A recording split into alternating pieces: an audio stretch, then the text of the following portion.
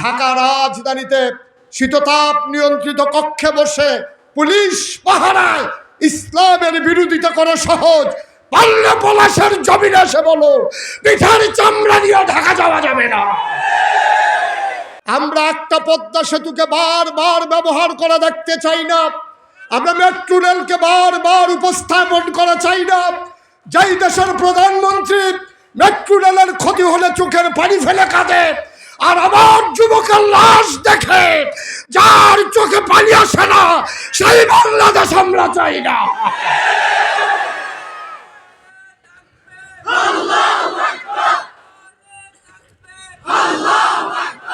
দয়া করে যারা মোবাইলগুলো ধরে রেখেছেন, দয়া করে মোবাইলগুলো নামাই ফেলতে হবে।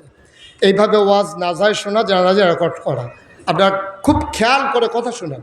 সবার মোবাইলগুলো বন্ধ করে দেন যারা ধরে রেখেছেন। আপনি তো সারা জীবন, এই যে আমার পাশে যে উনি বলতেছে যে হুজুর সারা জীবন শুধু ইউটিউবে দেখলাম, আজকেই আপনাকে সামনাসামনি দেখলাম। তো সামনাসামনি আপনারাও তো অনেকে দেখছেন। তো ইউটিউবে দেখার পরে সামনাসামনি আসলাম যেন ইউটিউবে দেখা না লাগে। তো এখনও যদি ভিতরে চাইয়া থাকেন তো আমি আর বাড়ি শিখিতাম।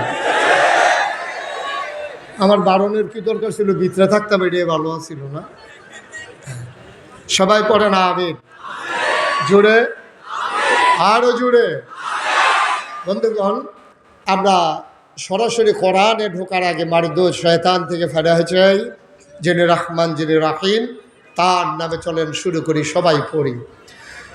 আউযু বিল্লাহি মিনাশ শাইতানির রাজীম।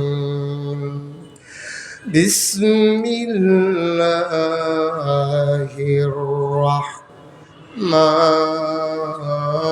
রাহমানির রাহিম। বিতাড়িত শয়তান থেকে ফেনা হয়েছে যিনি রহমান, যিনি রাহিম, তার নামে শুরু করছি। বন্ধুরা আমার, ভাইরা আমার আল্লাহ রাব্বুল আলামিন এই দুনিয়াতে আগে মানুষ বানান নাই। এই দুনিয়াতে ছিল জিন আর ফেরেশতা। বলেন সুবহানাল্লাহ। এই দুনিয়াতে ছিল জিন আর ফেরেশতা। জিনেরা মারামারি, কাটাকাটি, ঝগড়া বিবাদ করলো। এই পাশটা একটু সরিয়ে দিতে হবে। আপনারা তো আস্তে আস্তে মাঝের মাঠে চলে যাচ্ছেন। সরেন সবাই, এই পাশটা সরিয়ে দেন। আপনাদের চেয়ারগুলো দয়া করে একটু পেছনে দেন। আপনার চেয়ারটা একটু পেছনে দেন। জি জি, আপনারটা একটু কষ্ট করে পেছনে দিয়ে দেন, তাহলে লোকজন দেখতে সুবিধা হবে। জি জি, ওকে, ফাইন, থ্যাংক ইউ। একটু সরাই দেন, আপনি সরান। এই যে সাউন্ড বক্সের এদিকে কেউ থাকতে পারবে না। আরও সরান, আর আগাইতে দিয়েন না কাউকে। এই ঠিক আছে, আপনি এখানে থাকেন। আপনি আবার সরানের ভিতরে ভালো। হ্যাঁ, ওনার সরানিটা সুন্দর হয়। হ্যাঁ ঠিক আছে, থ্যাংক ইউ। একটা লোককে আগাইতে দেবেন না। সবাই পড়েন আলহামদুলিল্লাহ, জোরে পড়েন আলহামদুলিল্লাহ। এই দুনিয়াতে আগে ছিল জিন আর ফেরেশতা। আল্লাহ খুব রাগ করলেন। কেন? জিনেরা মারামারি, কাটাকাটি, ঝগড়া বিবাদ, যা মন চায় তাই শুরু করে দিল। আল্লাহ খুব রাগ করলেন। আল্লাহ রাগ করে ফেরেশতাদেরকে পাঠাইয়া জিনদেরকে পিটাইয়া আল্লাহর জমিন আল্লাহ খালি করে দিলেন। সুবহানাল্লাহ বলবেন না? আল্লাহর আবার একদল পুলিশ আছে, আছে নাকি নাই? গোটা বিশ্ব নিয়ন্ত্রণ করেন তো তিনি। এজন্য ওনারও একটা বাহিনী আছে, পুলিশ বাহিনী। বাংলাদেশের যেমন পুলিশ, আল্লাহর একদল পুলিশ আছে। তবে আল্লাহর পুলিশ বাংলাদেশের পুলিশের মতো না, ঠিক কিনা কন? বাংলাদেশের পুলিশ তো যা করছে, ইদানিং চেঞ্জ হচ্ছে, পরিবর্তিত হচ্ছে, তারা মনোবল ফিরে যাচ্ছে। বাংলাদেশের পুলিশ আর আল্লাহর পুলিশ এক জিনিস না। পুলিশকে রাখা হয় একটা রাষ্ট্রের দুষ্টের দমন আর সৃষ্টের লালন। ভালো মানুষগুলোকে লালন করা, দুষ্ট মানুষগুলোকে দমন করা, এটা হচ্ছে পুলিশ বাহিনী পালনের উদ্দেশ্য। এই পুলিশের বেতন দেওয়া হয় আপামর জনতা কাছ থেকে যে ট্যাক্স নেওয়া হয়, আপনি বিভিন্ন ট্যাক্সের টাকা দিয়ে তাদের বেতন দেওয়া হয়। অথচ আফসোসের সাথে আমরা 2024 সালে আমরা খেয়াল করে দেখলাম আমার এই পুলিশ আমার টাকায় বেতন নেওয়া আমার টাকায় পুলিশের জন্য যে বন্দুক কিনে দেওয়া হয়েছে, আমার টাকায় যেই পুলিশের গুলি কিনা হয়েছে, আমাদেরকে সুন্দর পরিবেশ দান করার জন্যে আমরা দেখলাম একটা ফ্যাসিস্ট গোষ্ঠীর পক্ষ নিয়ে আমার এই পুলিশ বাহিনী আমার টাকার বেতনে, আমার টাকার বন্দুক কেনা, আমার টাকার গুলি আমার সন্তানের বুকের মাঝে ওরা তাক করে আমার আবু সাঈদের মতো হাজারো যুবককে জমিনের সাথে লুটিয়ে পড়তে বাধ্য করেছে। ঠিক কিনা? আমরা দুঃখের সাথে খেয়াল করলাম যে পুলিশের দায়িত্ব ছিল নিরাপত্তা বিধান করা, ওরাই চলে গেল একটা সরকারকে ক্ষমতায় বসানোর জন্যে আপনার একটা জালেমের ভূমিকায় একটা দুষ্ট চক্রকে লালন করার জন্যে ওরা হয়ে গেল তাদের হাতিয়ার। আল্লাহ তাবারক ওয়া তাআলা যে পুলিশ বানিয়েছেন, ওই পুলিশেরা জিনদেরকে পিটাইয়া আল্লাহর জমিন আল্লাহ খালি করে দিলেন। আল্লাহর জমিন আল্লাহ খালি রাখবেন না। তিনি ইমার্জেন্সি অ্যাসেম্বলি কল করলেন, সংসদের জরুরি অধিবেশন। সেখানে স্পিকার হলেন স্বয়ং আল্লাহ, মেম্বার অফ পার্লামেন্ট হলো সমস্ত ফেরেশতারা। সুবহানাল্লাহ বলবেন না? আল্লাহর সংসদ বড় দামি সংসদ। সবাই জানতে চাইলেন, যারা মেম্বার অফ পার্লামেন্ট ওরা জানতে চাইলেন, মাওলা ও রব্বে কারীম, আপনি কেন আমাদেরকে ডেকেছেন? আমরা তো বিভিন্ন জায়গায় দায়িত্ব পালন করছিলাম, কেন আপনি পাঠিয়েছেন আমাদেরকে? কেন ডেকেছেন? ইমার্জেন্সি অ্যাসেম্বলি কেন কল করেছেন? আলোচনা হয়েছে লক্ষ কোটি বছর আগে। আমরা পলাশের মানুষ 2024 সালে আমরা যেন জানতে পারি, শুনতে পারি। আলোচনার আলোচ্য বিষয়টুকুন আল্লাহ তাবারক ওয়া তাআলা কোরআনুল কারীমে কোট করে দিয়েছেন। সুবহানাল্লাহ বলবেন না? সেদিন আলোচনাটা কি হয়েছিল আমরা অনেকেই জানি, অনেকেই পারি। চলেন সবাই মিলে পড়ি। আউযু বিল্লাহি মিনাশ শাইতানির রাজীম। বিসমিল্লাহির রাহমানির রাহিম। ইন্নী জাইলুন ফিল আরদি খলিফা। আল্লাহ রেখে বললেন, ও ফেরেশতারা, আমি একটা কওম, আমি একটা সম্প্রদায়, আমি একদল মানুষ বানাতে চাই যাদের পরিচয় হলো তারা আমার খলিফা। ফেরেশতারা বলল, বানাবেন না। কয়, কেন বানাবো না? পায়ার আগে আপনি জিন বানিয়েছেন, ওরা মারামারি করলো, কাটাকাটি করলো, ঝগড়া বিবাদ করলো, মানুষ মানুষের রক্ত বহিয়ে দিল, মানুষ মানুষের খুন করলো, সন্ত্রাস করলো, লুটতরাজ করলো। একবার ক্ষমতা পাইয়া 17 বছরের জন্য চিরস্থায়ী বন্দোবস্ত করে নিল। ঠিক কিনা? মানুষ সেন্টিমেন্ট, মানুষ তাদের মতামত পেশ করেছে 5 বছরের জন্যে, কিন্তু ক্ষমতার স্বাদ পাইয়া 17 বছর একেবারে জগদ্দল পাথরের মতো মানুষগুলোর মাথার উপরে চেপে বসেছে। মানুষ চাইল কি আর ওরা করলো কি? ওরা ভুলেই গেল ক্ষমতা হলো কচু পাতার পানির মতো টলমলো টলমলো। যে কোনো সময় একটা মৃদুমন্দ হাওয়ায় যে কোনো সময় কাত হয়ে ওই কচু পাতার পানি যেমন পড়ে যায়, ক্ষমতাও ঠিক তেমন। আল্লাহ তাবারক ওয়া তাআলা ক্ষমতা দিয়ে টেস্ট করেন এই ক্ষমতার সুষম ব্যবহার মানুষগুলো করতে পারে কিনা। যখনই মানুষ স্বৈরাচারী হয়ে যায়, মানুষগুলো যখন আল্লাহর বিধানকে উপেক্ষা করে নিজের মতামতকে মানুষের উপরে চাপিয়ে দিতে চায়, যুগে যুগে যেমন করে ধ্বংস করে দেওয়া হয়েছে, আল্লাহ তাবারক ওয়া তাআলার কাছে ফেরেশতারা তুলে ধরলেন, ও আল্লাহ, আপনি তো মানুষ বানিয়েছেন, মানুষ বানাবেন। এর আগে জিনেরা যেমন করেছে মানুষগুলো তো এমনই করবে। আল্লাহ তাদের যুক্তি মানলেন না, তিনি বুদ্ধিপূর্ণ জবাব দিয়ে দিলেন, ইন্নী আ'লামু মা লা তা'লামুন, আমি যা জানি তোমরা তা জানো না। বলেন সুবহানাল্লাহ। মানুষ বানানো হয়ে গেল। সুবহানাল্লাহ বলবেন না? মুসলমান মন দিয়ে শোনো, এ মানুষ বানানোর উপরে আল্লাহ মানুষ কেমনে এমনি ছেড়ে দেন নাই। কোন পথে গেলে জান্নাত, কোন পথে গেলে জাহান্নাম, কোন পথে গেলে লাভ আর কোন পথে গেলে লোকসান, কোন পথে ভালো কোন পথে মন্দ, কোন পথে কল্যাণ, কোন পথে অকল্যাণ, কোন পথে শিরক বেদাত, কোন পথে তাওহীদ রিসালাত, কোন পথে কুফর আর কোন পথে ইসলাম জানানোর জন্যে আমার আল্লাহ মানুষদের মাঝ থেকে যাচাই করে বাছাই করে, করুণা করে, দয়া করে, মায়া করে একদল উত্তম চরিত্রের মানুষ, যাদের গুনাহ নাই, গুনাহ হওয়ার সম্ভাবনাও নাই, এমন একদল মানুষকে আমার আল্লাহ আমাদের জন্য নবী এবং রাসূল করে পাঠাইছেন। বলেন সুবহানাল্লাহ। এই নবী এবং রাসূলেরা মানুষদেরকে ডেকে ডেকে অন্ধকার থেকে আলোতে, গোমরাহি থেকে হেদায়েতে, কুফর থেকে ইসলামে নিয়ে এসেছে।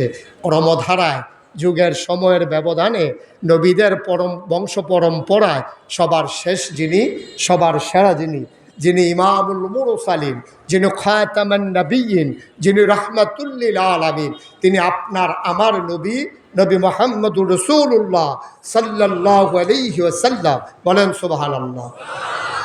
তোমরা বাবা মাহফিল শুরু হয়েছে না, উঠলা কেন? কেন উঠলা তোমরা? দোহানটা খুললা সরছি না, কয় বাহি দেন। এটা মনে করছো অন্য হুজুর।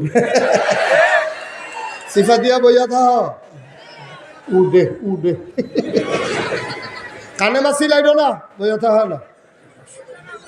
আয় তারা বসাও সবাই, কোন আমির জুড়ে আরো জুড়ে। পিন পতন নিস্তব্ধতার মাঝে কথা হবে, ওঠা উঠি চিন্তাও করা যাবে, উঠবেন তো দূরের কথা, চিন্তাও করা যাবে না। এখন থেকে যে উঠবে তার কোনো বিচার হবে না, যাদের কাছ থেকে উঠবে বিচার হবে তাদের। তো বুঝেই না, তো বুঝলে তো আর উঠলো না, যেহেতু সে উঠছে আপনি কেন তারে বসাইলেন না, এটার জন্য বিচার হবে। আজকে বাংলাদেশ সহ গোটা বিশ্ব ডিস্ট্রয় হচ্ছে এই কারণে। আমরা ন্যায়কে ন্যায় বলতে পারি না, অন্যায়কে অন্যায় বলতে পারি না, সাদাকে সাদা বলতে পারি না, কালোকে কালো বলতে পারি না, আলোকে আলো বলতে পারি না, অন্ধকারকে অন্ধকার বলতে পারি না, আমরা তৈলকে তৈল বলতে পারি না, পানিকে পানি বলতে পারি না। যদি আমরা বলতে পারতাম, বাংলাদেশের 18 কোটি মানুষ যদি বলতে পারত আর যদি শুনতো, তাইলে বাংলাদেশে সরকার বদলের পরে গোটা বিশ্বে সরকার বদল হয় নানান কারণে। কখনো পতন হয়, সরকার বদল হয় সরকার প্রধানের মৃত্যুর কারণে, সরকার বদল হয় নির্বাচনের মাধ্যমে, সরকার বদল হয় গণ অভ্যুত্থানের মাধ্যমে, বিপ্লবের মাধ্যমে।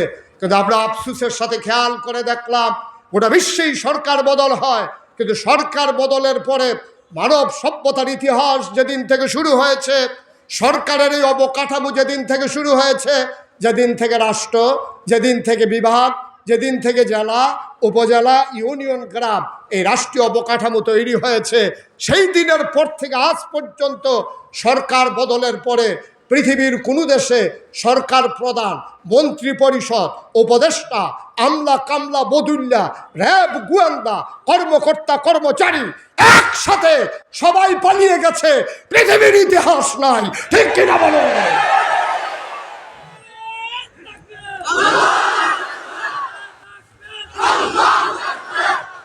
কেন হলো? বাংলাদেশে এমনটা হলো কেন?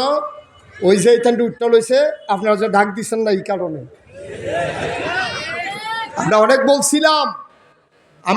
বলছিলাম এরকম কইরেন না, আমাদের কথা তো শুনে নাই, শুনলে আজকে পালাইতে হয় না। ঠিক কিনা কয়?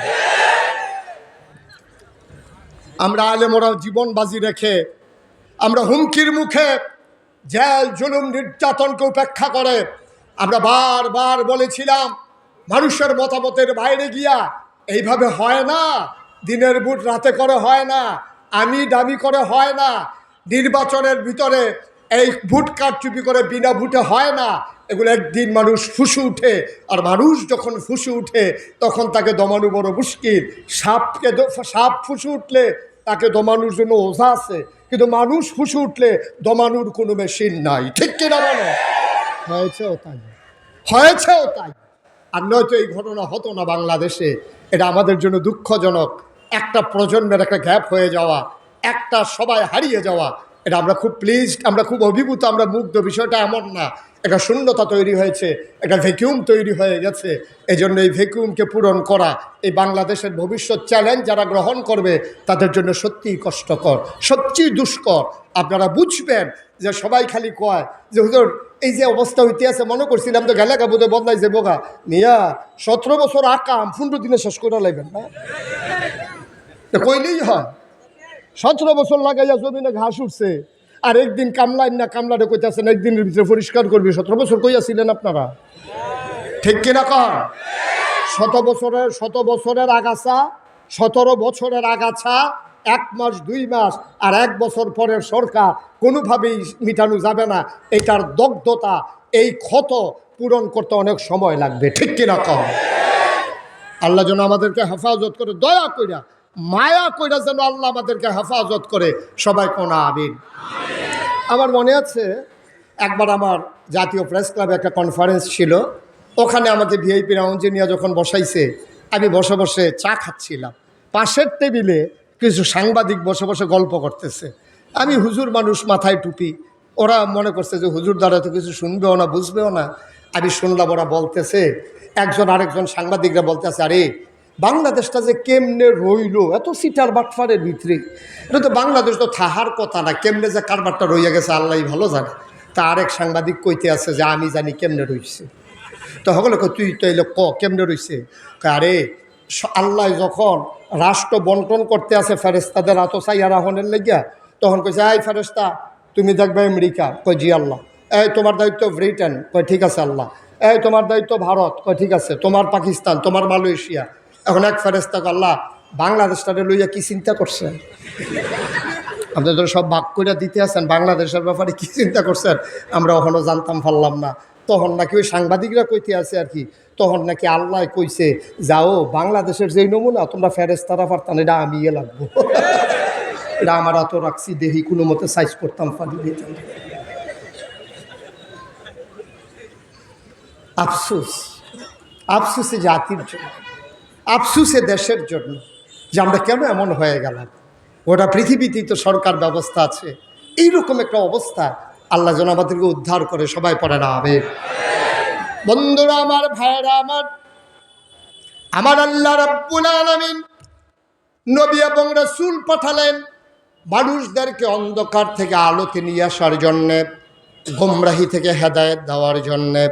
কল্যাণ আল্লাহ তাই মানুষগুলোকে হেদায়েতের জন্য সবার শেষ সবার সেরা যিনি রাহমাতুল্লিল আলামিন, তিনি আপনার আমার নবী, নবী মুহাম্মদুর রাসূলুল্লাহ সাল্লাল্লাহু আলাইহি ওয়াসাল্লাম। নবীর নাম শুনলে কি পড়তে হয়? 2-1 বার না 12 বার, 2-1 দিন না প্রতিদিন, 2-1 সপ্তাহ না প্রতি সপ্তাহ, 2-1 মাস না 12 মাস, 2-1 বছর না সারা জীবন আমরা পড়ব সাল্লাল্লাহু আলাইহি ওয়াসাল্লাম। আলহামদুলিল্লাহ বলবেন না? জোরে বলেন আলহামদুলিল্লাহ। বন্ধুরা আমার, ভাইরা আমার, গভীর মনোযোগ। নবী আসলেন 1500 বছর আগে। নবী এসে দেখলেন মানুষগুলো বড় বড়, খুব খেয়াল, গভীর মনোযোগ, মানুষগুলো বড় বড়, বেদুইন, যাযাবর, মূর্খ, অসভ্য। আল্লাহর নবী আসলেন, এসে দেখলেন সবগুলো মানুষ এমন। তিনি কেমন করে শান্তির বিধান কায়েম করবেন? তিনি এসেছেন রাহমাতুল্লিল আলামিন হিসাবে। তিনি কেমন করে গুছাবেন? তিনি কেমন করে মানুষগুলোকে দ্বীনের পথে নিয়ে আসবেন? তিনি চিন্তায় পড়ে গেলেন। তিনি এসে দেখলেন এই মানুষগুলো জোরজার বুল্লুক তার নীতিতে চালায়, মানুষগুলো মারামারি করে, কাটাকাটি করে, ঝগড়া বিবাদ করে, নীতি নৈতিকতা নাই, ভালো মন্দের তফাৎ নাই, যার যা মন চায় তাই করে। আল্লাহ রাসূল সাল্লাল্লাহু আলাইহি ওয়াসাল্লাম তিনি এসে দেখলেন একটা ইউনিভার্সিটি নাই, একটা কামিল মাদ্রাসা নাই, একটা দাওরা হাদিস মাদ্রাসা নাই, বিশ্ববিদ্যালয় কলেজ নাই, ডিগ্রি কলেজ নাই, ইন্টারমিডিয়েট কলেজ নাই, ফাজেল আলেম দাখিল মাদ্রাসা নাই, কোনো মাদ্রাসা নাই, কোনো দিনই প্রতিষ্ঠান নাই, কোনো শিক্ষা ব্যবস্থা নাই, প্রিন্ট মিডিয়া নাই, ইলেকট্রনিক্স মিডিয়া নাই, মোবাইল নাই, ল্যান্ডফোন নাই, কোরিয়ার সার্ভিস নাই, গ্রামীণ অবকাঠামো নাই, নাই বলতে কিচ্ছু নাই, মানুষগুলো বড় বড় বেদুইন, যাযাবর মূর্খ।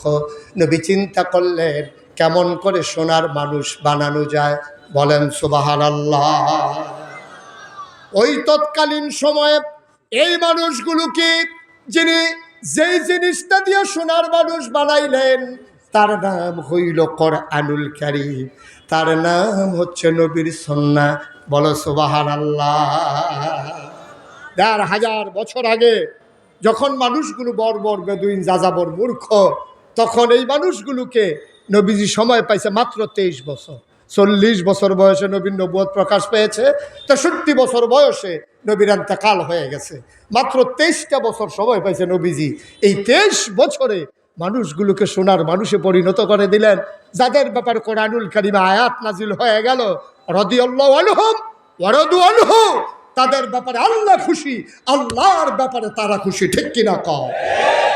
১,৫০০ বছর আগে আল্লাহ রসুল যদি 23 বছরে পারল, আমরা পারলাম না কেন?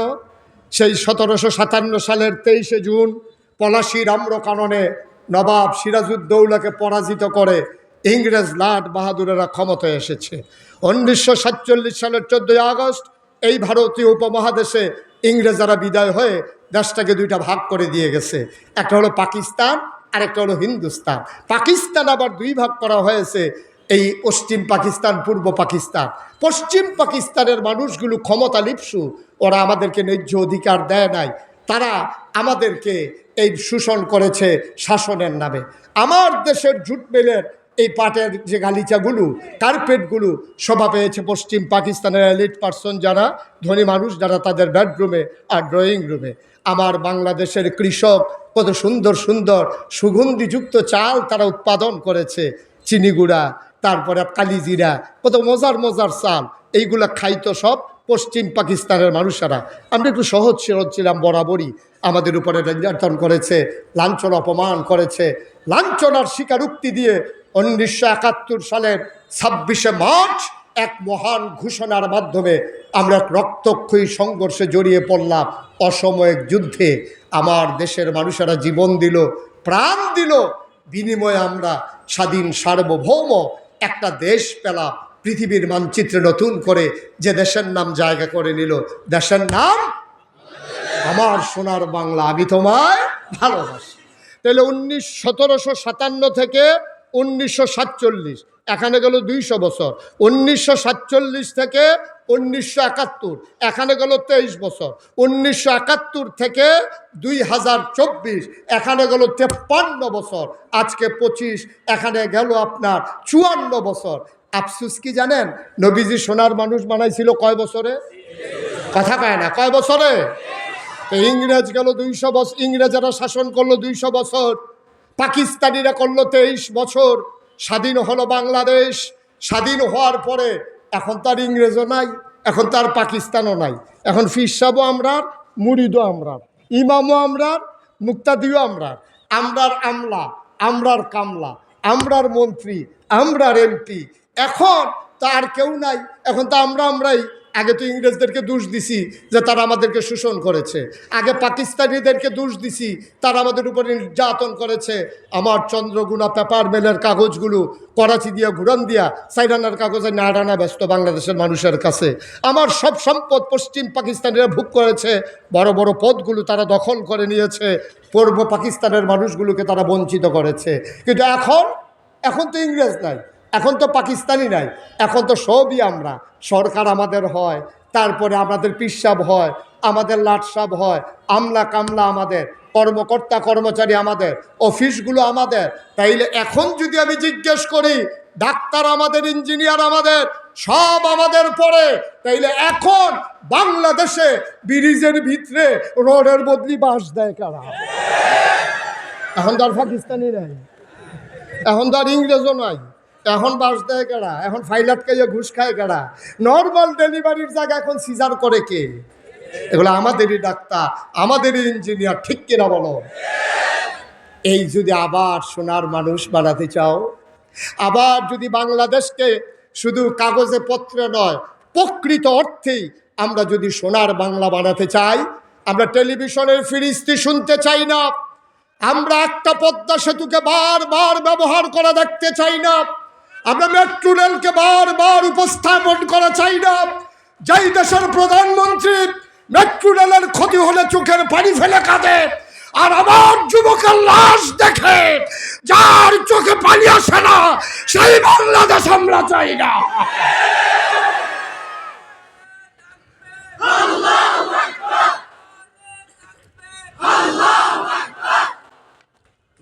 সবাই পড়ে না আমিন। তাহলে নবীজি সোনার মানুষ বানাইছিল কয় বছরে? আমরা পারলাম না 54 বছরে। কারণটা কি? কারণ হইল নবীজি সোনার মানুষ বানাইছিল কোরআন দিয়া, আর আমরা সোনার মানুষ বানাইতে চাই কোরআনকে ঝেঁটিয়ে পিটিয়ে বিদায় করে দিয়া। ঠিক কিনা কও? হয় নাই, কোনোদিনও হবে না। যদি আবার সোনার মানুষ বানাতে চাও, তাইলে কোরআনের যদি তোমরা অনুকরণ করো, তাহলেই হবে সোনার মানুষ, যা মানুষকে অন্ধকার রাতেও গুনাহ করতে দেয় না, কারণ তার বিশ্বাস জন্মেছে। অন্ধকার রাতে পুলিশ, র্যাব, গোয়েন্দা কেউ দেখুক আর না দেখুক, একজন দেখেন, তিনি কে? কথা কয় না, তিনি কে? আল্লাহর ভয় অন্তরে যখন জায়গা হয়, তখনই মানুষ সোনার মানুষ হয়। ঠিক কিনা বলো? মঈন খান এমনি এমনি হয় নাই, এমনি এমনি হয় নাই। তিনি ইচ্ছে করলে বাংলাদেশে অনেকগুলো জায়গা দখল দিয়ে ফেলে পারতেন। যার বাবা মন্ত্রী ছিল, যিনি নিজে বর্তমানে মন্ত্রী, ক্লিন ইমেজ এমনি এমনি রক্ষা হয় না। রক্ষা করার জন্য কলিজার ভিতরে আল্লাহর ভয় লাগে। ঠিক কিনা? শুধু দুদককে ভয় পাইয়া কোনো মানুষ পারফেক্ট মানুষ হবে না।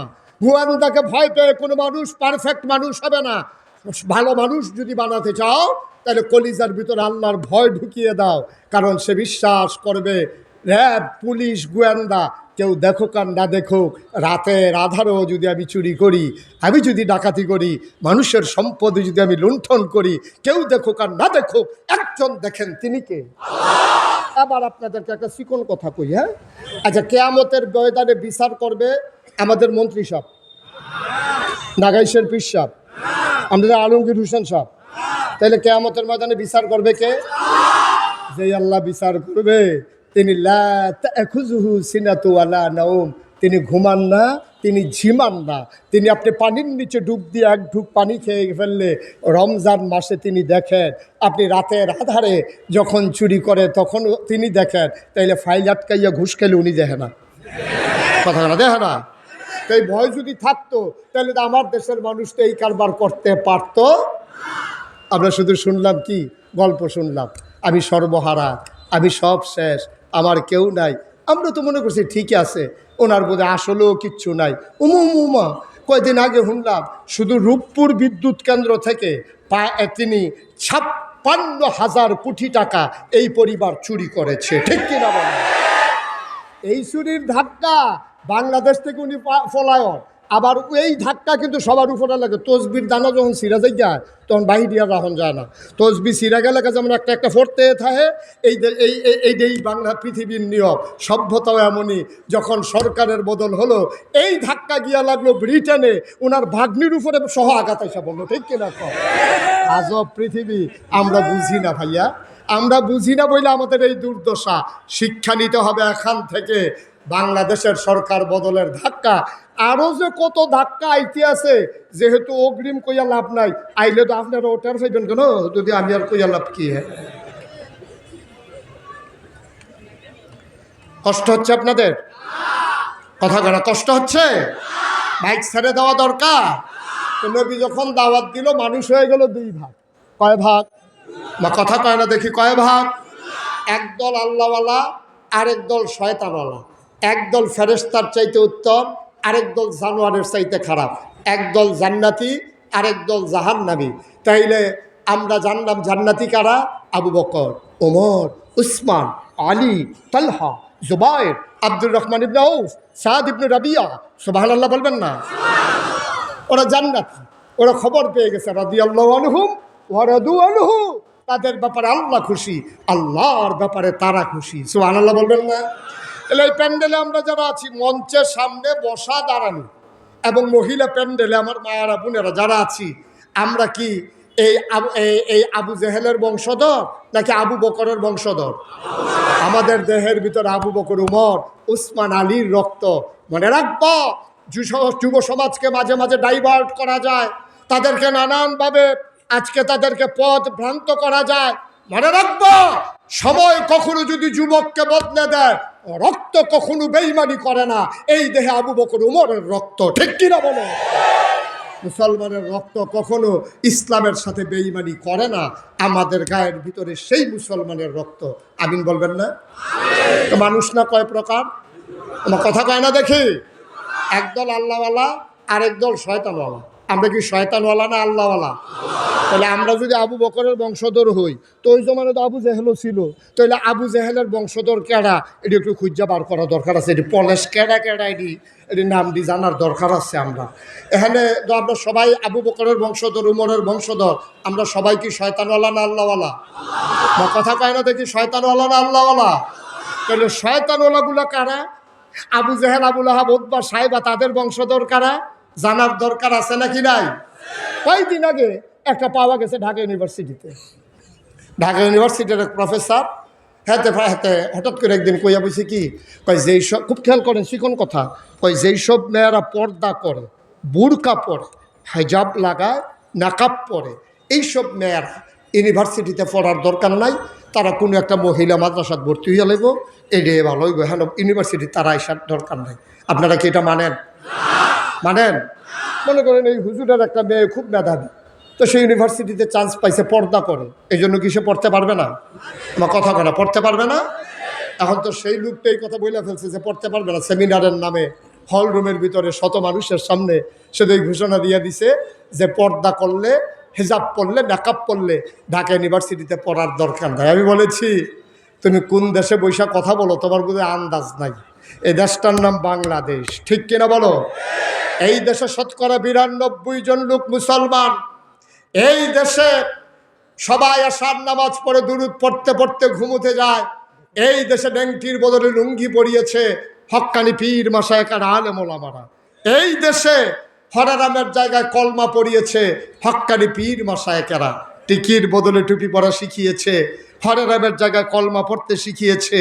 যেই দেশের মানুষগুলো শ্রীর জায়গায় মোহাম্মদ লিখতে শিখেছে, এশার নামাজ পড়ে দুরূদ পড়তে পড়তে ঘুমোতে যায়, ওরা যারা ওই আপনার এশা ফজরের আজান শুনলে আবার ঘুম ভাঙে।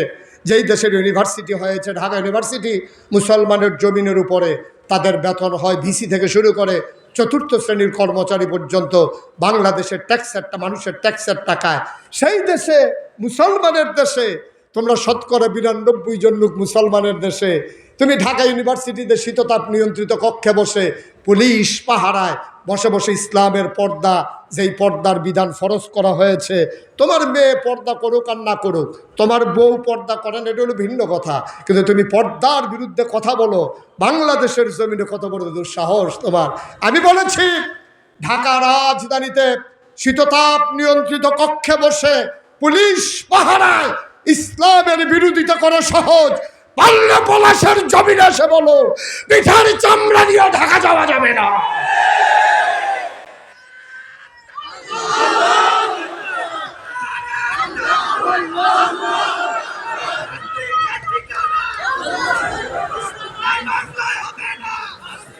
সবাই পড়ে না আমিন, জোরে পড়ে না আমিন। তো মানুষ হয়ে গেল কয় প্রকার? একদল আল্লাহওয়ালা, আরেক দল। এই আল্লাহওয়ালা একদল মানুষের মাঝে এমন একজন মানুষের কথা আজকে শোনাবো, যে মানুষটা আল্লাহ রসুল যার ব্যাপারে বলেছেন, আনা খাতামুন নবিয়্যিন লা নবিয়্যা বাদি, আমি হলাম সর্বশেষ নবী, আমার পরে আর নবী নাই। উমর রে, ওমর, আমার পরে যদি নবী থাকতো তাইলে তুই উমর নবী হইতি। সুবহানাল্লাহ বলবেন না? আজকে আপনাদেরকে সেই উমরের কথা শোনাবো। শুনতে মন চায়? আপনি একজন আল্লাহওয়ালা মানুষের কথা কেন শুনবো? যেন আমরাও যেন তিনি যে কাজ করে আল্লাহওয়ালা হয়েছেন, আমরাও যেন আল্লাহওয়ালা হতে পারি। এই জন্য আজকে তার কথা শুনবো ইনশাআল্লাহ। কি বলেন, দরকার আছে নাকি নাই? সবাই পড়ে না আমিন। এখন আসুন আমরা উমরের কথা শুনি। যেই উমর, কোন উমর? আবু বকরের যখন ইন্তেকাল হয়, শুনেন, নবীর ইন্তেকালের পরে আবু বকর খলিফা হলেন। আবু বকরের ইন্তেকালের পরে ওমর হয়ে গেলেন ইসলামের দ্বিতীয় খলিফা। উনি যখন খলিফা হলেন, অর্ধেকটা পৃথিবীর প্রেসিডেন্ট ছিলেন হজরত উমর। ৩৩ লক্ষ বর্গ মাইল স্থলভাগ জলভাগ সহ আরও বেশি ৩৩ লক্ষ বর্গ মাইলের প্রেসিডেন্ট ছিলেন হজরত উমর। এই উমর রাদিয়াল্লাহু তাআলা আনহু তিনি যখন ইসলামের দ্বিতীয় খলিফা হলেন, গোটা পৃথিবীতে একটা কথা ছড়িয়ে পড়ল যে রাষ্ট্র যদি দেখতে চাও মদিনায় গিয়া দেখে আসো। রাষ্ট্র কারে কয়? সেখানে একটা কুকুর পর্যন্ত না খেয়ে মারা যায় না। সুবহানাল্লাহ বলবেন না? কেন এটা এমন হইল? এটা হওয়ার পিছনে কারণ হলো উমর ঘোষণা দিছিলেন, ওনারে যখন খলিফা বানাইতে গেছে উনি সবার কাছে কাঁদলেন, করজোরে বললেন, ভাইয়েরা আমার এই দায়িত্বটা দিও না, কারণ এই কিয়ামতের ময়দানে একটা কুকুর যদি আমার আমলে না খেয়ে মারা যায় ফুরাত নদীর তীরে, আমি সেই দিন কি জবাব দেব? আমার এই ক্ষমতার দরকার নাই, আমি ওমর এমনিই থাকতে চাই। সবাই মিলে বসিয়ে দিল ওমরকে।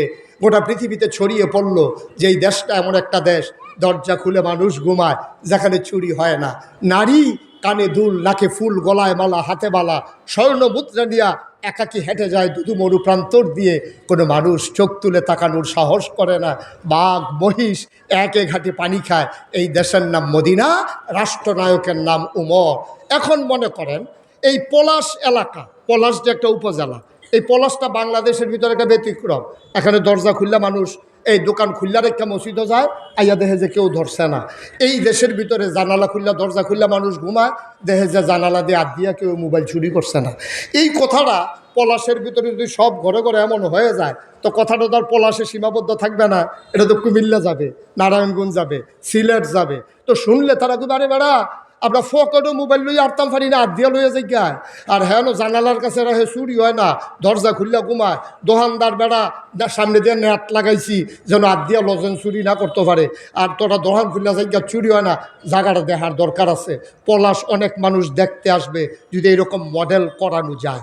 তো উমরের যখন পুরো পৃথিবীতে এমন হয়ে গেল, সরে গেল কথা, তখন বাহির দেশ থেকে কাফের আইসে মদিনায়।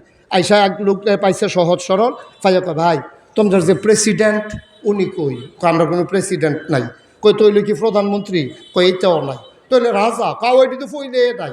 কইলে তোমরা দেশটা চালায় কারা? কহ তো এইটা কইবা না, আমাদের যে দেশ চালায় উনি প্রধানমন্ত্রীও না, প্রেসিডেন্টও না, রাজাও না, বাদশাও না, উনি হইলেন আমাদের খাদেম। সুবহানাল্লাহ বলবেন না? উনি আমাদের খাদেম। ও আচ্ছা বুঝলাম, তোমাদের খাদেম। কহ তো উনি ওনার যে রাজপ্রাসাদ, ওনার যে গণভবন, যেটার ভিতরে রাজাস ফালে, তারপরে গিয়া কৈতর ফালে, তারপরে গিয়া শীতল মাছ ফালে, যে ওই ওই ওই ঘরটা কোনটা? ওই যে যেটা গণভবন, যেটার ভিতরে প্রধান থাহে, তোমরা রুমরে যে থাহে, এই যে বিশাল ওষা কইরা সেদিকে ফিরা ছাওয়ানো যায় না, লগে লগে অ্যারেস্ট, সেই ঘরটা কোনটা? উমরে মদিনার লোক কয় ভাই কি কইতে আছেন বুঝতেছি না। কয় আরে উমর যে ঘুমায় এই ঘরটা কোনটা? মদিনার মুসলমান আঙ্গুল দিয়া দেখাই দিল, মাটির ওয়াল করা, খেজুর পাতার ছাউনি দেওয়া একটা ঘর। সুবহানাল্লাহ বলবেন না? আর আস্তে কোন সুবহানাল্লাহ। মাটির ওয়াল করা, খেজুর পাতার ছাউনি দেওয়া একটা ঘর।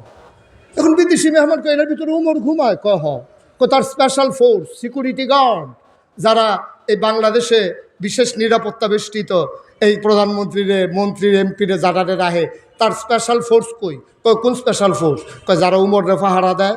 এবার মদিনার মুসলমান রাগ হইয়া কয় বেড়া তুমি জিগাও উমরে পাহারা দেয় কেউ লুক কই? শোনো, উমরে পাহারা দেবে এই কলিজাওয়ালা মানুষ এখনো মদিনায় জন্ম নেয় নাই, বরঞ্চ রাত যখন গভীর হয়ে যায়, হাতের ভিতরে চাবুক নিয়ে উমর বের হয়ে যায়, কে খায় কে খায় না, কে ঘুমায় কে ঘুমায় না। সুবহানাল্লাহ বলবেন না? বুঝলাম। এখন তোমাদের উমর গেছে কই? কয় আমাদের উমর কই গেছে, আমি একটু আগে দেখছি পাহাড়ের দিকে গেছে। সুবহানাল্লাহ বলবেন না? বানানো কোনো গল্প নয়, মুখরোচক কোনো ইতিহাস নয়, সত্যিকার কথা শুনে যাও। লোকটাকে বললো যে উমর কই গেছে, ওই মদিনার মুসলমান আঙ্গুল দিয়ে দেখাই দিছে, ওই যে দেখছি পাহাড়ের দিকে গেছে। আবার বিদেশি মেহমান ওই যে খ্রিস্টান, সে হাঁটতে হাঁটতে পাহাড়ের দিকে গিয়া দেখে একটা খেজুর গাছের নিচে মরুভূমির বালির উপরে অর্ধেকটা দেহ ছায়া, অর্ধেকটা দেহের ভিতরে রোদ, মাথার নিচে দুইটা হাত দিয়া নখ ডাইক্কা ঘুমাইতে আছে। সুবহানাল্লাহ বলবেন না? গিয়া দেখে একটা বাঘ। কি কথা কটা? কি একটা বাঘ ওই ঘুমন্ত মানুষটার মাথার কাছে বৈশা বৈশা লেজ দিয়া ওর মুখের উপর থেকে মশার মাছি তাড়াইতেছে। বিদেশি মেহমান চমকে উঠলেন, থমকে দাঁড়ালেন। তিনি আশ্চর্যান্বিত হয়ে গেলেন। এক কদম আগায় 2 কদম ফিচ্ছা মনে মনে করে বোধ হয় এবার আর ফালাবাগ আমারে ফাইলে দৌড়ান যে দিব এটা তো একটা সত্য, কোনো সন্দেহ নাই। তারপরে ফিসের দিকে আটে আর সামনের দিকে আটে আর ফিসে চায় রাস্তাটা ক্লিয়ার আছে। এভাবে যখন আগাইতেছে বাঘটা বোধহয় বুঝছে যে মানুষটা বোধহয় ঘুমন্ত মানুষের সাথে দেখা করতে চায়। বাঘটা আস্তে করে ল্যাজ গুটিয়ে চলে গেছে সামনের দিকে।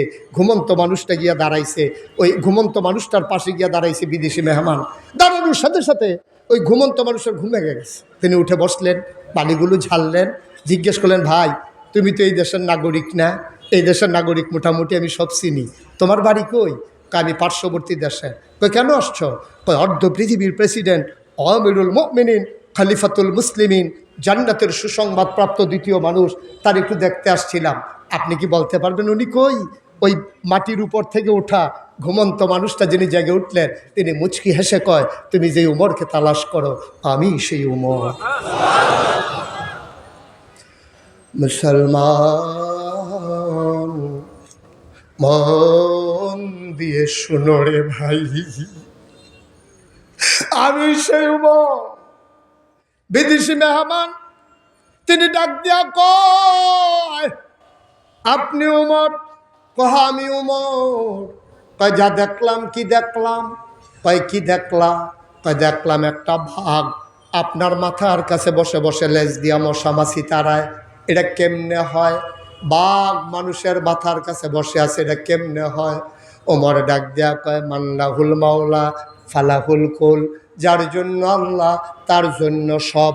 মানুষগুলো যখন আল্লাহওয়ালা হয়ে যায়, আল্লাহ ছাড়া কলিজায় যখন আর কারো ভয় থাকে না, ইয়া আইয়ুহান নাবী ইত্তাকিল্লাহ ওয়ালা তুতিল কাফিরিনা ওয়াল মুনাফিকিন। কোরআনুল কারীমে 21 পারায় সর্বশেষ সূরা, সূরা আহজাব, 9টা রুকু, 73টা আয়াত। ওই কোরআনের ওই সূরার শুরুতে আল্লাহ কয়, ইয়া আইয়ুহান নাবী, হে নবী, ইত্তাকিল্লাহ, আপনি ডরাবেন শুধুমাত্র কেবলমাত্র আমার আল্লাহকে। ওয়ালা তুতিল কাফিরিনা ওয়াল মুনাফিকিন, কাফের মুনাফিককে কখনো অনুকরণ করবেন না। বলেন সুবহানাল্লাহ। ওমর ডাক দেয়া কয়, আমি আল্লাহর হয়ে গেছি, আল্লাহর সমস্ত মাখলুকাত আমার হয়ে গেছে। আমি বাঘকে বলি নাই, আমি যে বাঘ এসে আমাকে পাহারা দাও, আমি বাঘকে বলি নাই। কিন্তু আল্লাহ মানুষ ছাড়া যা কিছু আছে সব সৃষ্টি করেছেন মানুষের কল্যাণে। বাঘটা দেখেছে আমি ঘুমাইতে পারতেছিলাম না, এবার বাঘ এসে আমারে মশামাছি তাড়াই দিছে। কয় কেমনে, কি কারণ, আপনি কেন ঘুমাইতে পারলেন না? মজার ঘটনা সেখানেই শুরু। বলেন সুবহানাল্লাহ। বিদেশি মেহমান কয়, আপনি ঘুমাইতে পারলেন না কেন? কারণটা কি? সারা রাত সবাই ঘুমালো, আপনি কেন ঘুমালেন না? এবার উমর কি কয় সেটাই আমার মূল কথা। দেখো আল্লাহর ভয় কারে কয়। উমর কয়, ভাই আমি আসার নামাজ পড়ে একটু শুইছিলাম, আরাম করে হঠাৎ করে চিনচিন ব্যথা শুরু হয়ে গেল। আরে সবগুলো মানুষ জানি খাইছে কিনা, সবাই জানি ঘুমাইছে কিনা, কারো কোনো সমস্যা আছে কিনা, এটা মনে হওয়ার পরে আমি চামড়ার চাবুক নিয়ে ঘুরতে বের হলাম। ঘুরতে ঘুরতে ঘুরতে ঘুরতে চলে গেলাম একবারে অজপাড়া গায়ে, বর্ডার বেল্টে, সীমান্ত এলাকায়। আমি ওখানে যাওয়ার পরে দেখলাম মৃদুমন্দ বাতাস, আকাশে ফকফকা জ্যোৎস্না, একেবারে গা সহ দেখা যায়। আমি এই মৃদুমন্দ বাতাসে আস্তে করে আপন মনে হাঁটতেছি, হঠাৎ করে শুনলাম দুইটা বাচ্চার কান্নার আওয়াজ শোনা যায়। সুবহানাল্লাহ বলবেন না? আমি যখন বাচ্চার কান্নার আওয়াজ শুনলাম, আওয়াজটা লক্ষ্য করে দিলাম দৌড়। আমি দৌড়ে দৌড়ে দৌড়ে দৌড়ে ওই আওয়াজটা লক্ষ্য করে যখন পৌঁছে গেলাম, গিয়ে দেখলাম সেরা একটা তাঁবু মরুপ্রান্তরে, একেবারে বর্ডার বেল্টে, কাছে আর কোনো জনপদ নাই, একটাই মাত্র তাঁবু। আমি গিয়া দেখলাম তাঁবুটা চতুর্দিক দিয়ে ছেঁড়া, মৃদু মৃদু আলো জ্বলতেছে।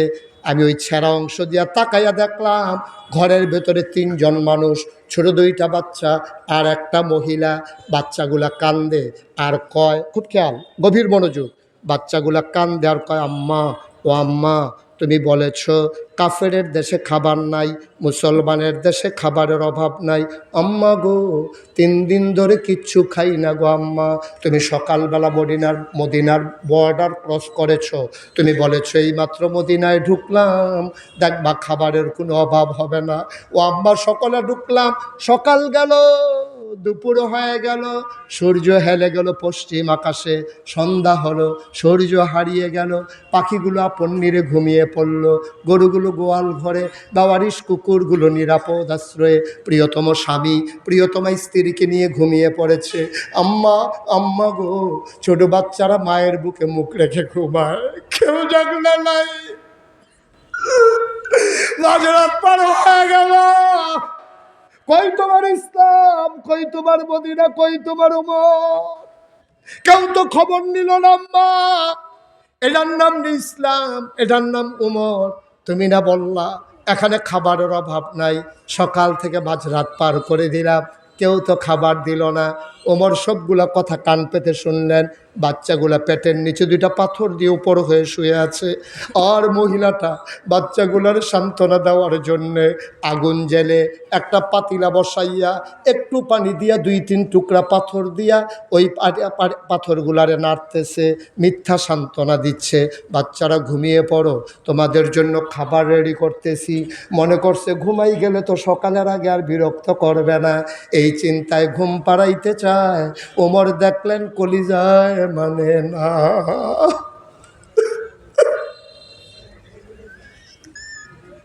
ওমর দিলেন দম, চলে গেলেন গোডাউনের কাছে। রাষ্ট্রীয় গোডাউনের যিনি দায়িত্বশীল তত্ত্বাবধায়ক সুপারভাইজার, ওনার নাম ছিল আসলাম। হজরত আসলামকে ডাক দিলেন, আসলাম। ও আসলাম, লাভ দিয়ে ওঠো। আসলাম উঠে গেলেন। ওমর বললেন, তাড়াতাড়ি একটা বস্তায় আটা ঢুকাও, কিছু সবজি দাও, পাকা খেজুর দাও। সব দেওয়া হলো, ওই বস্তার মুখ বেঁধে দেওয়া হলো। ওমর তাকাইয়া দেখে রাষ্ট্রের 2 কর্মচারী পিছনে দাঁড়িয়ে আছে। ওমর কয়, তোমরা কারা? কয়, আমরা এই রাষ্ট্রের কর্মচারী, আপনি সামনে সামনে হাঁটেন, বস্তা কোথায় নেওয়া লাগবে আমরা আসতেছি। ওমর কয়, না, অসম্ভব, তোমাদের মাথায় বস্তা দেওয়া হবে না, তোমরা ঘুমিয়ে পড়ো, দায়িত্ব আমার, বস্তা মাথায় উঠবে আমার। অর্ধ পৃথিবীর প্রেসিডেন্ট আমিরুল মুমিনিন হযরত উমর কয়, আমার মাথায় বস্তা উঠাই দাও। কর্মচারীরা কয়, আমরা রিজাইন দেব, আমরা চাকরি করব না, আমরা থেকে কী লাভ, সব যদি আপনি পারেন তাহলে আমাদেরকে কেন রাখবেন, আমরা চাকরি ছেড়ে দেব। ওমর কয়, বস্তা নেওয়ার বুঝি বড় শখ? কয়, শখ না, এটা তো আমাদের দায়িত্ব। ওমর কয়, ঠিক আছে, বস্তা তোমাদের মাথায় দেব, তবে তার মাথায় দেব কিয়ামতের ময়দানে আমার যখন একটা গোনার বস্তা হবে, আমার সারাটা জীবনের পরে আমার যখন একটা গুনার বস্তা হবে, ওই যার যার বস্তা তার তার মাথায় নেওয়া লাগবে। স্বামী তার স্ত্রীর বস্তা মাথায় নেবে না, স্ত্রী তার স্বামীরটা নেবে না, বাপ সন্তানেরটা নেবে না, সন্তান বাবারটা নেবে না, ফির সাহেব মুরিদেরটা নেবে না, মুরিদ ফির সাহেবেরটা নেবে না, নেতা কর্মীরটা নেবে না, কর্মী নেতারটা নেবে না। সেই দিন যার যার গোনার বস্তা তার তার মাথায় নেওয়া লাগবে। ওমর ডাক দিয়া কয়, আমি তার মাথায় আজকে বস্তা দেব, কিয়ামতের ময়দানে যে আমার গোনার বস্তা নিতে রাজি হবা। এখন আর কেউ আগায় না। ওমর কয়, জানতাম কেউ এই বস্তা নিতে রাজি হবা না, আমার মাথায় দাও। প্রৌঢ় মানুষটা, আধা পাকা আধা কাঁচা দাড়ি, আধা পাকা আধা কাঁচা চুল, এই মানুষটা বয়সের ভারে নজু হয়ে গেছেন। মানুষটারে 2 জন ধরে মাথায় আটার বস্তা উঠাই দিল। ওই আকাশের চাঁদ লজ্জা পেয়ে মেঘের আড়ারে লুকিয়ে গেল। আল্লাহ, এটা কি দেখলাম? অর্ধ পৃথিবীর প্রেসিডেন্ট মাথার উপরে আটার বস্তা নিয়ে দৌড়ায়। ফেরেশতারা ডাক দিয়া কয়, আল্লাহ, এই মানুষ তো বানাইতে না করছিলাম, মানুষগুলা যে এত সুন্দর হবে বুঝি নাই। আল্লাহ, এটা কেমন মানুষ? হযরত ওমর দৌড়াইতেছেন, দৌড়তে দৌড়তে দৌড়তে দৌড়তে ঘামতে ঘামতে চলে গেলেন বর্ডার বেল্টে। ওই তাঁবুর দরজায় গিয়ে ওমর দাঁড়ালেন। সুবহানাল্লাহ বলবেন না? তাঁবুর দরজায় গিয়া উমর দাঁড়াইলেন। দাঁড়ানোর পরে উমর সালাম দিলেন, আসসালামু আলাইকুম ওয়া রাহমাতুল্লাহ। ভেতর থেকে মহিলা কণ্ঠ কয়, ওয়ালাইকুম আসসালাম ওয়া রাহমাতুল্লাহ। কে দরজায় দাঁড়িয়ে আছে? ওমর ডাক দেয়া কয়, আম্মা, আম্মা, দরজা খুলে দেন আম্মা। মহিলা মনে করেছে মরুভূমির কোনো পথহারা পথিক সাহায্যের জন্য বোধহয় তাঁবুর সামনে দাঁড়িয়েছে। মহিলা ডাক দেয়া কয়, কে আমারে মা ডাকে? আমারে মা ডাইকো না, আমি মা হওয়ার উপযুক্ত না, আমি মা না, আমি কিসের মা? 3 দিন ধরে জন্ম দেওয়া বাচ্চারে খাবার দিতে পারি না, আমি কিসের মা? আমারে মা ডাইকো না, আমি কারো মা হওয়ার উপযুক্ত না। তুমি মরুভূমির পথিক, নিশ্চয়ই সাহায্য চাও, কোনো একটা অন্য তাঁবুতে চাও, আমার ঘরে দেবার মতো বাবা কিচ্ছু নাই, তুমি অন্য দরজায় চলে যাও। ওমর ডাক দেয়া কয়, মা সাহায্যের জন্য আসি নাই গো মা, দরজাটা খুলে দেখো কে দাঁড়িয়ে আছে। মহিলা দরজা খুলে দিলেন। মহিলা তার উমর চিনে না। মহিলা দেখে একটা মানুষ মাথার উপর একটা বস্তা নিয়ে দাঁড়িয়ে আছে। ওমর ডাক দেয়া কয়, ও মা দয়া করে অনুমতি দিলে ভেতরে আসবো। মহিলা বললেন, আসো। আহলান সাহালান মারহাবা, আমার ঘরে তোমারে স্বাগতম। হজরত উমর ঢুকলেন। ঢোকার পরে এবার মহিলা উমর ডাক দেখো, আম্মা ধরে একটু বস্তাটা নামেন। বস্তাটা নামানো হলো। উমর ডাক দেখো, মা চুলার আগুনটা নিভে গেছে দেখি আম্মা, চুলার আগুনটা দেখি নিভে গেছে, দয়া করে বস্তার ভিতরে আটা আছে, আপনি তাড়াতাড়ি একটু গুলে রুটি বানাই নেন। আর নিভে যাওয়া আগুনটা আমি ফু দিয়া ধরাই দে। অর্ধ পৃথিবীর প্রেসিডেন্ট, অর্ধ পৃথিবীর প্রেসিডেন্ট ওই দুঃখিনী মায়ের ঘরে ফু দিয়ে আগুন ধরায়। সুবহানাল্লাহ বলবেন না? আপনি বুঝতে পারছেন ইসলাম কি জিনিস? আপনি কি বুঝতে পারছেন ইসলাম কারে কয়? ওমর ফু দিয়ে আগুন ধরায় আর মহিলা রুটি বানায়। রুটি বানাইয়া যখন উমরের হাতে দিছে, উমর খোলায় দিয়া রুটিটা সেঁকতেছে। 2টা রুটি বানানো হয়েছে। ওমর বলছে, আম্মা আবার বাচ্চাদেরকে ডাকি, আমার ভাইদেরকে ডাইকে একটু খাওয়াই দেই। 3 দিন ধরে খায় না, উঠাও। এবার উমর খেজুরগুলো ছিঁড়ে ছিঁড়ে বিচিটা ফেলে রুটির ভিতরে খেজুর দিয়া বাচ্চার মুখে দেয়। উমর কয়, আমি লোকমা নেই একটা, বাচ্চার মুখ আছে 2টা মুখ এসে আমার হাতের কাছে ভিড় করে, আমি একটা মুখ ধাক্কা দিয়া আরেকটা মুখে খাবার দেই, আরেকটা মুখ ধাক্কা দিয়া আরেকটা মুখে খাবার দেই। আর মহিলাটা রুটি সেঁকতেছে আর তাকাইয়া দেখতেছে এই বুড়া মানুষটার গাল বেয়ে বেয়ে টপটপ টপটপ করে পানি পড়তেছে। সুবহানাল্লাহ বলুন।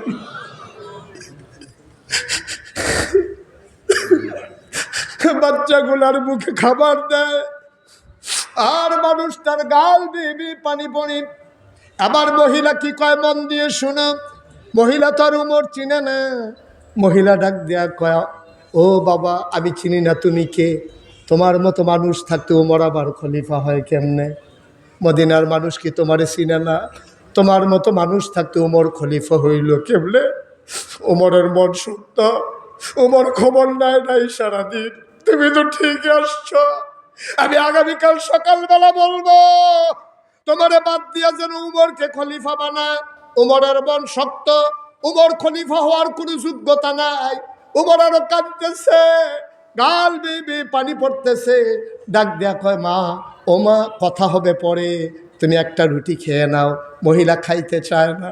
বাবা আমি বয়স্কা মহিলা, আমার খিদা যা লাগলো আমি সামলে নেব, বাচ্চাগুলো সকালবেলা আবার কানবে। এবার উমর ডাক দেয়া কয়, মা ও মা তুমি চিনো না আমি কে? উমরের সাথে আমার বড় খাতির গো আম্মা। পরিচয় দেয় না। ওই উমরের সাথে আমার বড় খাতির। ও মা, ও মা আমি যা বলি উমর তাই করে। তুমি খাও, চিন্তার দরকার নাই, আমি যখন এসে পড়েছি তোমার ঘরে মাসিক রেশন চলে আসবে, খাবার আর দরকার নাই। এবার উমর কাঁদতে কাঁদতে ঘর থেকে বের হয়ে গেলেন। ফজরের নামাজ পড়লেন। ফজরের নামাজ পড়ে তিনি মসজিদে নববীতে বসলেন। তা সবার সুখ দুঃখের খবর নিতেছেন। ওমর বললেন, কার কি সমস্যা? আমাদের কারো কোনো সমস্যা নাই। ওই মহিলাটা বাচ্চা 2টা হাতে ধরে চলে আসছেন মদিনায় মসজিদে নববীর দরজায়। তাকাইয়া দেখে ওই ভিতরে কয়েকজন লোক। একজনকে জিজ্ঞেস করে, ভাই ও ভাই এখন ওই যে উমর এই জায়গার ভিতরে কে? ওই যে মাঝে লম্বা লোকটা বসে আছে, ওনার নামই উমর। মহিলা তাকাইয়া দেখে আঙ্গুল দিয়া যারে উমর দেখাইছে ওই মানুষটার কেউ না, যেই মানুষটা রাতের বেলা ফু দিয়ে আগুন ধরাইছে।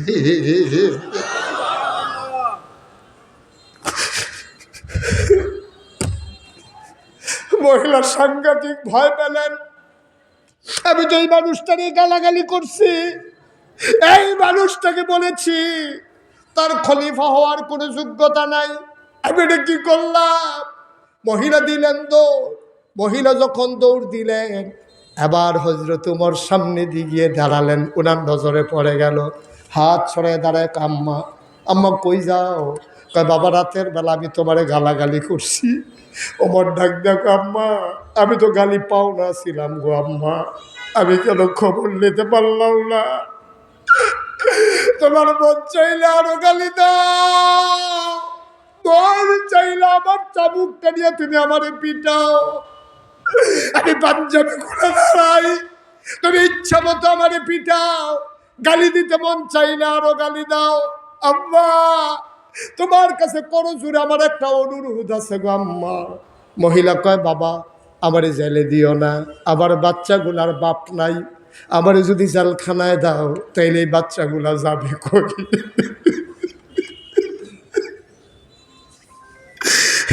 কে বাচ্চাগুলারে ঘুম পাড়াবে? কে কে আমার বাচ্চাগুলারে দেখে রাখবে? ১,৫০০ বছর আগে মহিলা যা ক্ষতি করেছে, ১৭ বছর বাংলার মানুষ এই চিৎকার শুনেছে, ঠিক কিনা? রাতে আনাদারে মানুষগুলার উঠাই নিছে, স্ত্রী জানে না তার স্বামী কই, বাচ্চারা জানে না তার বাপ কই। ঈদের দিন সকালবেলা নতুন জামা পরে বাচ্চাগুলো অপেক্ষা করতেছে, ঈদগাহে যাবে। মা বলতেছে চাচ্চুর সাথে যাও, বাচ্চাগুলো বলতেছে না চাচ্চুর সাথে যাব না, বাবা আসলে তারপরে আঙ্গুলে ধরে ধরে যাব। সে জানেও না তার বাবা আছে কিনা, সে জানেও না তার বাবা আছে না মরে গেছে। গোটা বাংলাদেশটাকে একটা জেলখানা বানাই ফেলা হয়েছিল, ঠিক কিনা? একটা মানুষ স্বস্তির নিঃশ্বাস ফেলতে পারি নাই। বুড়া বুড়া মানুষগুলারে ধইরা ধইরা জেলখানায় ঢুকাই দেওয়া হয়েছে। যেই দেশের ভিতরে চোর বাটপার গুন্ডা বদমাইশ থাকার কথা ছিল জেলখানায়, সেই জেলখানাগুলো ভরে গেছে আলেম ওলামায়, ঠিক কিনা? আলেম ওলামা দিয়া ওই জেলখানায় ভরে গেছে। আমারে সরকার পতনের পরে অনেকে জিজ্ঞেস করে, কই হুজুর এই যে সরকারের পতন হইল কারণটা কি? আমি আমার কাছে ১০১টা কারণ আছে। কয়টা কারণ আছে? কথা কানা দেখি কয়টা? আমি আমার কাছে ১০১টা কারণ আছে সরকারের কেন পতন হয়েছে। কই হুজুর ১ নাম্বারটা কন। আমি কোয়ার আগে একটা গল্প কইয়া লই। কই হুজুর কন। তো এক রাজা, মহাপরাক্রমশালী রাজা, তার বিশাল বাহিনী, হস্তি বাহিনী, অশ্ব বাহিনী, তার তীরন্দাজ, তার গোয়েন্দা, একেবারে স্বয়ং সম্পূর্ণ বাহিনী নিয়ে এক রাজা বাস করতেছে মহাদর্পে। তো পার্শ্ববর্তী একজন লোক বিদ্রোহ করছে। এটা গ্রামের মালিক মনে করেন বেড়াগিরি দিয়ে হাইতে আছে। এত বড় রাজার লোকে যদি গ্রামের এক বেড়াই কারবার করে, রাজা খুব রাগ হইল, প্রধান সেনাপতিরে পাঠাইল সৈন্যবাহিনী সহ অস্ত্র শস্ত্র সহ, যে তারে ঘেরাও করে নিয়ে আসো, সবগুলারে শেষ করে গেল। তখন যখন আপনার প্রধান সেনাপতি গেছে, প্রধান সেনাপতি যুদ্ধের ভিতরে হারছে, ঠকছে, যুদ্ধের ভিতরে জিততে পারে নাই। রাজমশাই তো খুব রাগ, আমার এত বড় বাহিনী এক গ্রাম পুলিশের সাথে, গ্রাম সর্দারের সাথে পাল্লা না, ঘটনা কি? প্রধান যে সেনাপতি উনি কয়, রাজমশাই আমরা হারার পিছনে ১০১টা কারণ আছে। কয়টা কারণ? এই ছেলে ধরে বসো, উঠে উঠে বুঝছে না, বসাই দাও। এতখানি জায়গা হাঁটলো কেমনেতে? তোমরা কই আসলে এতক্ষণ? টান দিয়া দাফনা দুটা খুললা লাগবে না তারে? আমিন কয় না রে, জোরে বলো আমিন। এখন কয়টা কারণ আছে? কয়টা? প্রধান সেনাপতি বলতেছে, রাজমশাই আমরা হেরে যাওয়ার পিছনে ১০১টা কারণ আছে। কয় কি কি কারণ বলো? ১ নম্বরটা বলো। ১ নম্বরে কি কারণ বলো? ১ নম্বরে কারণ হইলো আমরা সৈন্য ছিলাম বেশি, হয়তো এটার জন্যই তো তোমরা পাঠাইছি। কয় বন্দুকও ছিল, হয়তো ওই সৈন্য আমরা ঘেরাও দিয়ে ফেলছি, ওই গ্রাম ঘেরাও দিয়ে ফেলছি, চতুর্দিক দিয়া বন্দুকও তাক করে ফেলছি। যেই মাত্র গুল্লি করতে যাব, গিয়া দেখি গত রাতের বৃষ্টিতে গুল্লি ভিজা গেছে।